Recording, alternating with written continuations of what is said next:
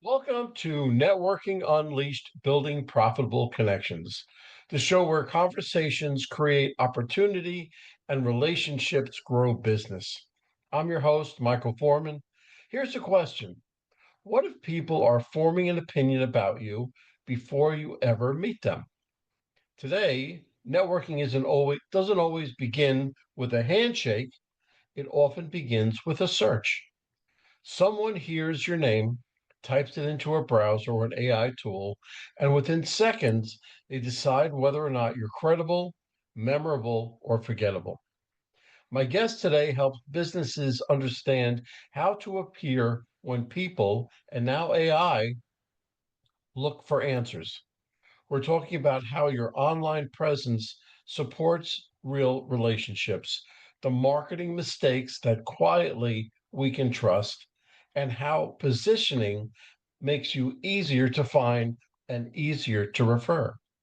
If you wanted introductions happening before you walk into the room, this episode just might very well be for you. I would love to welcome today to the podcast. Nina, I am happy you're here, and I understand you're a little bit under the weather, but that's all right. The information you have for us is very important. So, welcome to the podcast. And why don't you give us a little bit of how you got here?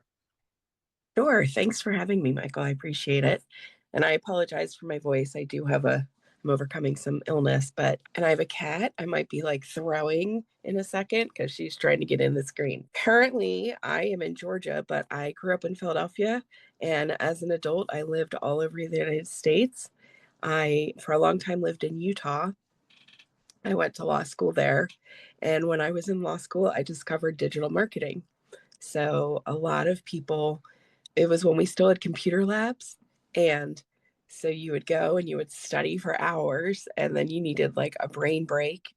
And I found beauty boards, and I helped to grow one to 100,000 unique viewers a month, which this was way back in the late 90s when that was huge. We had a huge audience. We created different meetups around the country. We worked with big beauty brands and things like that. And that kind of lit the fire in me that, hey, this is fun and interesting. And I've worked as corporate counsel and vice president of a company that I helped double in size and revenue. And when you work for entrepreneurs, if you're an entrepreneur yourself, there's not one role that you do. We need it done, so we do it. So things would happen. Oh, there's this, people are building these things called websites. And I'm like, I could do that. And then my boss was like, there's this thing called Google and you run ads. And I was like, oh, I can do that. And lost a lot of money on that. And then I just kept doing it. And I started to study the greats. I really enjoy like Jay Abraham and Dan Kennedy and Zig Ziglar and people that achieved a lot in a different era. But even though technology changes, people remain the same. And I love the psychology behind marketing and sales and how to get people to know and trust you. And so I really enjoy the problem solving of marketing. And then a few years ago, I had family in different locations that needed me for different things. And I thought it's harder to move with your law license than it is to do marketing. So I decided to go full time into marketing. And I've worked for myself and also as a marketing director for 3 law firms. And I've helped many different small to medium businesses grow their business by figuring out, refining what makes them the most money with the least time and effort. And then we focus their marketing there. Outstanding. If you don't mind me asking, what part of Georgia are you in? I am north of Atlanta up by Lake Lanier. Oh, okay, that's very close to me, as a matter of fact. I live in Cumming, Yeah. so So we're practically neighbors. yeah, Okay, we are I just wanted neighbors. to know. I just wanted to know because I actually worked as a sales and marketing director of a law firm in Alpharetta. Oh, okay. And how was Yeah, that? it was I was there for about 4 years, 4 or 5 years, And it was good. It was good until he made a few erroneous decisions and I had to leave. So Oh, it I'm was just sorry. one of those Well, things. That's what prompted me to begin my journey here. Okay, so here I have some questions for you. People think networking happens face to face, but now introductions often start in search. How has AI changed the way first impressions are formed? that's a really good question. I think it goes back even before AI, that as people got more comfortable with the internet, they look online before they meet you. Right now, AI is giving a synopsis. So if you have enough trust signals, which is what AI calls it, out there, you'll besides just a whole list of things that people have to go through to get to know you, there will actually be a little bit a synopsis at the top of Google saying this person is this, does this, and is known for this, and has done this, and that really helps to build your reputation. And frankly, most people are a little lazy, so if they can get that instead of searching everywhere, they're gonna, obviously, reviews are still important. People are gonna look at those. But interestingly, people usually ignore the 5 star and the 1 star, and they look at everything in the middle of those, right? We're all a little bit skeptical of the 5 star. Like, who is that? Give you that. But having reviews is another trust signal to AI that you're a person they should refer. And you also have to be careful of those reviews to make sure they're real reviews and not bot reviews. That paragraph on top of Google, that's a very fine situation because Google first has to trust you and trust your site before that they will put you up on that upper paragraph. I I know because I've been put up on that paragraph beforehand as a networking strategist, as a networking expert. So I and it took a long time to get there, but once I got there, I had to keep it. Yeah. And one thing that's really important that people don't grasp is that if AI can't find information about you, it will make it up. Yeah, yeah, Like, we've all used AI and we're like, that's a lie. It makes things up all the time. It's called it hallucinates, right? And yeah. we sure don't want it hallucinating about us and putting No, that information out there. So you almost have to be proactive in getting your information out there in the way that you want it to be out there. If you don't mind, I'll share a really brief example. sure. But I was a child welfare attorney. So I represented abused and neglected children in court. And that made people unhappy. Sometimes they lost their custody and things, different things. And so there was a lot, not a lot, but there was different people who would put things online about me complaining in my role as a child welfare attorney. And for a long time, if you Googled my name, those are the things that would come up first, right? And one of my mentors, Bond Halbert, his dad was Gary, he says that you should monthly run a Google Sniff test on yourself. So you go in and you look, what is Google showing people about me? And now when I do that, you can't even find those blog posts and articles and things. It comes up that I'm a business strategist, that I help people with marketing, and it's pages and pages of it. It's not a one off and then they find all the bad stuff. So it's also reputation management for companies, that because the bad stuff does come up. And unfortunately, as humans, that's what stands out in our minds, right? So you need to look at what's out there about you. And if it's not positive, work to get positive out there. Absolutely. And you should really do that probably more than once a month because everything with AI is happening every day or several times a day. So it should be more like once a week or once every other week, just to make sure that your information gets out there. But also, if you put on other reviews or other information that's positive, that will bury the information that's negative. So the Right. more you top load it. So that's very good. Before someone ever meets you, they may already know you from online results. What signals make AI and people trust a professional? So there's probably about 25, but let me tell you the top ones that are almost so common sense that people don't grasp them. This is the number one that I tell people check this because it's not always, they don't have it. It's a security certificate. It's called an SSL. It's literally $10. When you go to a website and it says HTTPS, that means that they have that.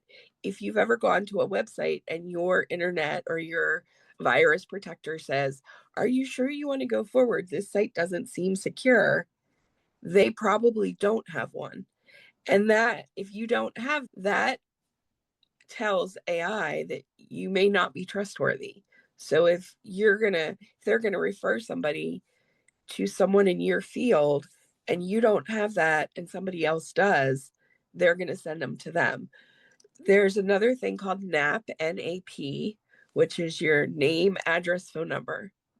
And you probably know this, Michael, having worked with law firms, but if you don't have a consistent name, address, and phone number everywhere, you seem less trustworthy. And a lot of law firms get a lot of phone numbers, right? And a lot of businesses do this. Sometimes they want to track their different marketing. And so they use a different phone number for every campaign, but that comes across as untrustworthy. So what you want to try to do is go to all your socials, go to your website, make sure that your NAP, your name, address, and phone number are consistent across the board. And just as an added bonus, these things not only help you with GEO, which is generative engine optimization, right? That's AI finding you, but it helps with your SEO too. So I don't want people to think, oh, ignore SEO now, because that's not the case at all. But a lot of the things that you'll do for one will benefit you for the other. Okay. Obviously, having a good reviews are going to help you. And then having information on your site in a way that is readable by the internet. So, what I mean by that is don't have a firewall that somebody has to pay for to get to your website, right? And then write things in a way that people are asking questions. People ask questions differently with AI than they do when they go to Google. So, the Google, they used to go and they're like, yesterday, I was looking for orange juice at Walmart when I'm like, orange juice Walmart. But if I went to AI, I might be like, is the Walmart orange juice better than this kind? And if you write your content in that way, AI is going to pull up the one that's easiest to read to answer the questions. I would focus on working with AI to come up with content that answers the questions people are asking in your field. Right. You have to be more specific when it comes to AI. And you don't, and when you write your prompts into AI, you don't just take the first answer. You take what you want and say, oh no, I meant this. And you want to use your orange juice suggestion. You can say, I want the orange juice that's no pulp, that comes from Florida, that's in a box, that's it. And really nail down exactly what you want, and AI will give you a better answer than before. And I have the term, and I've used it for years, garbage in, garbage out. So if you put in just a general statement, it's going to give you general statements back, right? So Yes. there are other things. So that's good. What marketing mistakes quietly damage credibility even when someone is active and visible online? I always use attorneys as this example is that most attorneys market to impress their competitors rather than attract their ideal customer. And if you go look at their websites, they almost all look the same, which could be that they're hiring the same building. But usually what they do is they go and they look at their competitors and then they send that to the web builder and they're like, I want to look like this and I want this video and I want it to say this. And for a long time, SEO was all about getting the keywords in, which it still is. And I'm not knocking SEO in any way, but AI is honestly trying to help you make your site more human, right? And to be talking in a way on there so you're not talking, but that people are asking and the way people read it and it answers it for them. So I do this with all of my writing. So I would highly recommend, even if you use AI, do not use whatever it spits out as the final product. It has to be edited. And for me as a writer, I write for people, I write blog posts, I do videos, things like that. Editing something takes me longer than just writing it myself. Like it takes a long time to tweak it and make it sound human and make it not slop, which is a word that's of art that's out there. That's what AI produces when it's not edited well by humans to be impactful to people's psychology and what they're looking for. And so I I think that in some respects the bad thing about AI is people think I can get this done fast and cheap and they lose the humanity of it almost. You know. AI is a tool, right? It's not going to replace anybody if you use it as a tool, right? So if you use it as a tool, you take what you have and then you have to edit it. And a little thing that I came across about a year ago is before I go into Chat GPT, Perplexity, anything like that, I always put a slash human and then I put my prompt. And what that does is that humanizes what the Mm. response is. So now it doesn't take away the editing because I still have to go in and edit it, but it does a lot of the work for me. So And it's what a I little, do, probably because I enjoy writing, is I write what I want. And then I usually am like, but I want a few more sentences here, or I need a PS, or help me come up with subject lines for this. And so I put what I've written in, and then AI helps me refine it. And I think that I would never start at ground zero with AI because, again, if it doesn't have information, because anything it gives you, it's taking from somewhere else. It's then going to make stuff up. And you can always tell when people don't edit things. Like, I can't tell you how many websites I've reviewed. And I'm like, you're really not empowering people. Stop using that word, but it's because AI uses it, right? There's a certain number of words that you just know AI did it. Or I can tell you one time I went through 1,000 websites. I was working with another marketer and we were just running through them to get some information. And I was like, I'm so embarrassed that I said I was different because everybody else says that too. Right. And I was like, there's no way that 90% of us are totally different than the others.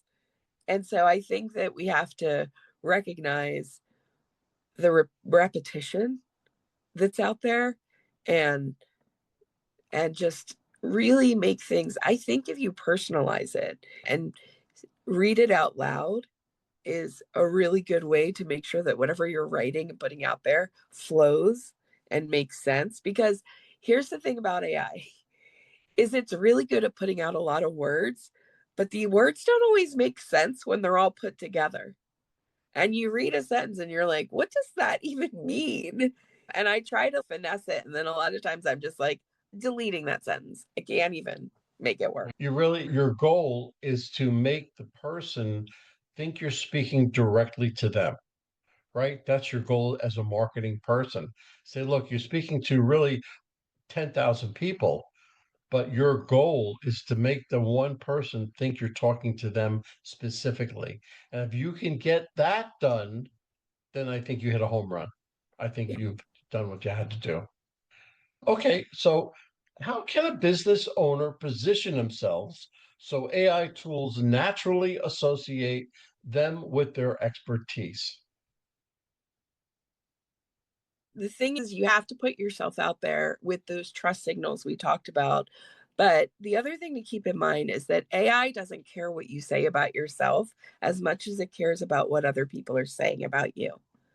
And if more people talk about you, the more AI is going to bring up what they say, because someone else saying it for you is a trust signal. Hence, me being on a podcast, right? Or I do PR for myself and for my clients, and I get them quoted in different publications, because then that shows AI that they are a subject matter expert in this area.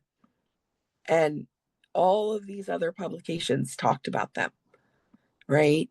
And so that's a really good way to do it. You could do guest blog posting on other people's websites. Because again, if you're posting on their website or they're quoting you, you are seen as being like a referral, if you think about it, right? If somebody refers you to someone, you're more likely to get hired than if you just cold find somebody yourself. And Absolutely. AI is not any different, because frankly, AI has been coded by people. So think about how people build trust up in others. It's by someone else saying, "Oh, I used this person and they were good and they did a good job." It falls back to know you, like you, and trust you, right? Everybody knows you. You're a nice person. Not so many like you. That kind of narrows the field down a little bit. But trust, that's a main factor. And unless you have that trust with the person, you'll never get anywhere because you'll never do business with somebody you don't trust. That aids in that trust factor. Very important, especially in network. Okay, what is the connection between clear messaging and getting recommended by search engines, AI assistants, or just referral partners? Again, I don't want to bore people by saying the same thing again and again, but if AI doesn't know, if it's not out there for them to read it, they will make it up. And if it's not understandable to them, so if it's not clear, they will put weird meanings into it. So you just have to make it like, I can't tell you how much I tweak my own description of what I do, because it, like you were saying, it's like you want to have a conversation with people, but you want what they are saying to themselves in their mind. And when they read your whatever you have out there, you want them to say, "Yes, that's what I want. Yes, that's what I've been saying to myself. Yes, that's the problem I'm having." And so you just have to keep working with it until you get people responding. And then you know, okay, this appeals to people. It's like placing either a Facebook ad or something. You put in like 10 different ads and you see what works, and all of a sudden you see, oh, these two out of 10 work. So let me just retool these and forget about the other eight. And Exactly. I'm constantly retooling what I do or how I express what I do. I don't change at what I do, but the way that I promote it is different. And Right. it's very different. How can someone use content to support networking conversations instead of replacing them? So for me, almost every conversation I have with somebody, I think I can use this in content, right? So when you talk to people at networking events, if depending on how long the conversation is, if they share with you a problem that you can solve or you have solved, then you go back and talk about that in your content, You do. right? And when you, here's the thing, everybody looks for some problem to solve, right? And you always want to be that problem solver, but you don't want to stop there, right? Because if you solve their problem, they're done with you. So you solve their problem here, but you want to meet them here. You want to meet them where they're going. because they'll get a lot more out of it than you. And so that's what you have to do, at least to perpetuate your business, to keep your business model going. At least that's what you do. And when you go to these networking events, you go in with what's called a servant's heart. You go in thinking, what can I do to make you better? What can I do to make you more successful? And let them tell you.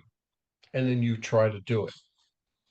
Once you go in with what's called a servant's heart, then you have all the pressure relieved off your shoulders. You don't have to worry about going in and doing anything. You're going in trying to help. And as Zig Ziglar would say, or John Maxwell, or something like that, what goes around does come around, and you will be better off because of it. Yeah. So, what should a professional do online immediately after a meeting, after meeting someone in person to strengthen that relationship?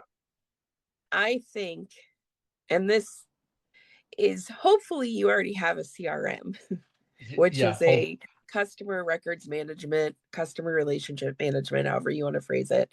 And basically, that's just like an online Rolodex, right? But then it also should have sequences built in where you put the information in of the person that you've met. And obviously, you would get their permission to do that. And then you can add them to a, oh, I met you at sequence. And then if they're open to it and you have a newsletter, which everybody should have a newsletter, then you could add them to your newsletter. If you have, I always tell my clients like we don't want to just sell, so we want to educate people. So I try to be very educating in my newsletters, and then we make sure that we just say things like happy Easter, which is coming up, happy St. Patrick's Day, happy birthday. There's a guy, Joe, is his name Joe Girard? I think his name's Joe Girard. And he was the top car salesman in the United States for 12 or 13 years.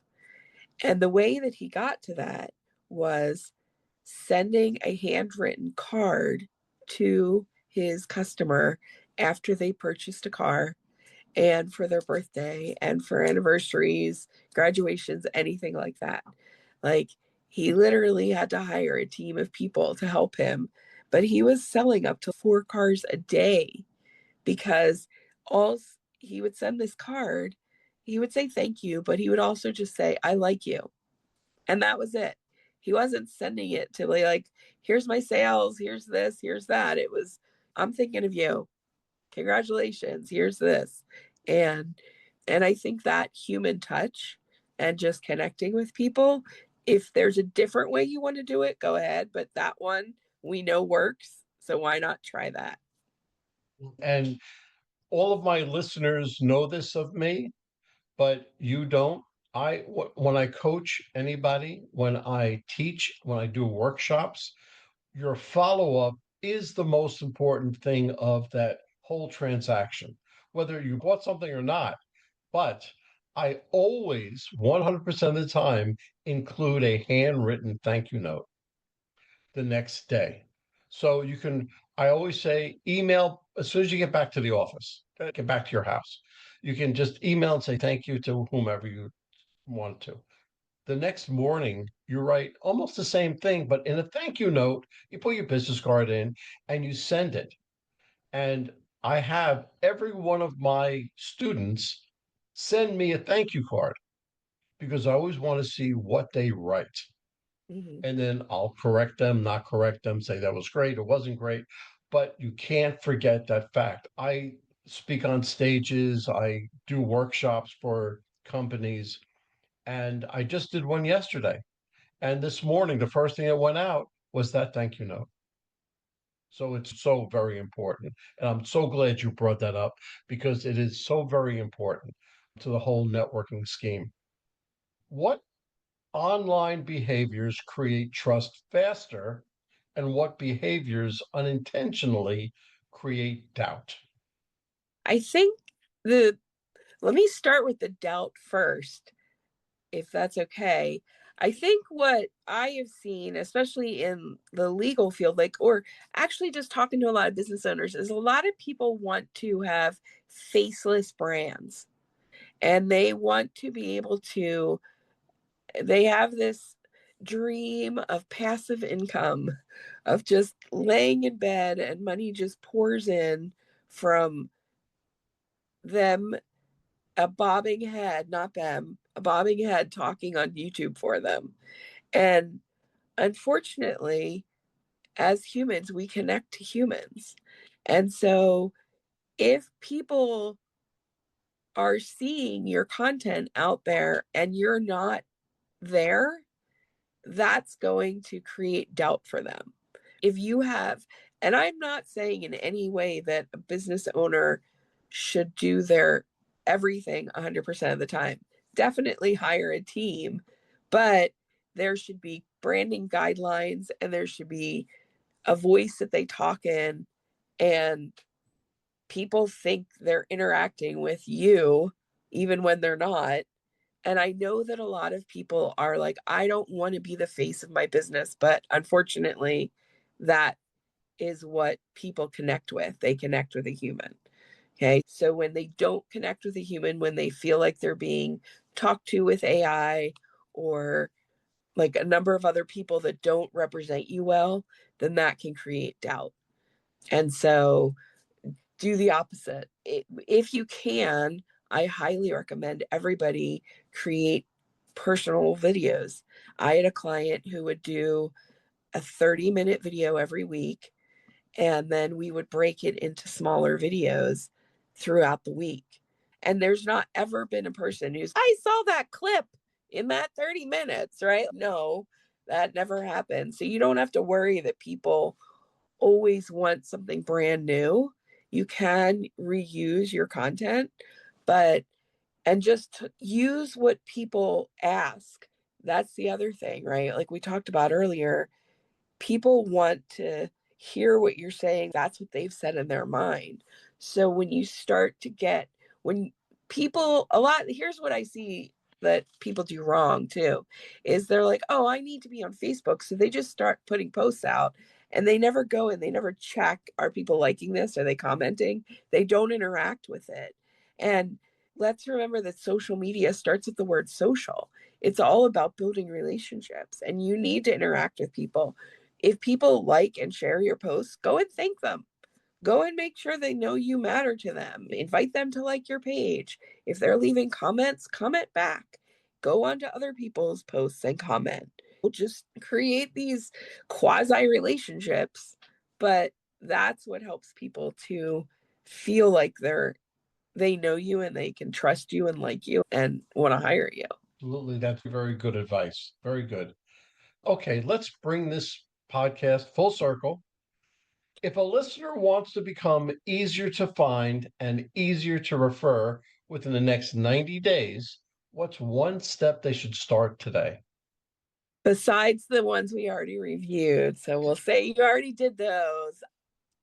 I guess the next one that I have people do, which actually seems counterintuitive, besides just putting yourself out there and being seen, is make sure that your website is in compliance, right? So we have the security certificate, we have the making sure that it reads easily, and then make sure that you have like your privacy policy and things like that, and that they're written in a way that is compliant, because all of those things are big trust signals that makes AI want to refer you over somebody who doesn't have that, and also helps your SEO, also helps your ads, also helps you be able to be approved for texting people and interacting with people. So that's one of the next big things that I see that people do wrong is they don't have, I didn't, when I started this, I didn't have a compliant privacy policy.